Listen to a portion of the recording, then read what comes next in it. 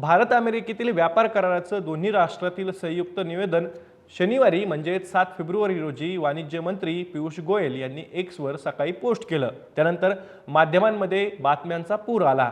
GM मका भारतात येणार, सोयाबीन तेलाची आयात वाढणार आणि डीडीजीचं म्हणजेच वाळलेल्या पशुखाद्याचा लोंढा भारतात येणार अशा बातम्यांनी जोर धरायला सुरुवात केली। दुसरीकडे विरोधकांनी टीकेची झोड उठवत पंतप्रधान नरेंद्र मोदींवर ट्रम्प समोर गुळघे टेकल्याची टीका केली। त्याचं कारण अमेरिकेचे राष्ट्राध्यक्ष डोनाल्ड ट्रम्प यांनी सोमवारी माध्यमांवरती पोस्ट करून भारत रशियाकडून तेल खरेदी बंद करणार असल्याचं परस्पर जाहीर केलं, तर अमेरिकन शेतमालासाठी बाजारपेठ खुली करणार असल्याचा दावा सुद्धा केला। अमेरिकेने आयात शुल्क कपात करून 50 वरून 18% केल्याची घोषणा सुद्धा डोनाल्ड ट्रम्प यांनीच करून टाकली। त्यावरून भारतात मात्र राजकीय गदारोळ निर्माण झाला। या करारामुळे शेतकऱ्यांचं कंबरड मोडेल अशी टीका सर्व स्तरातून केली गेली।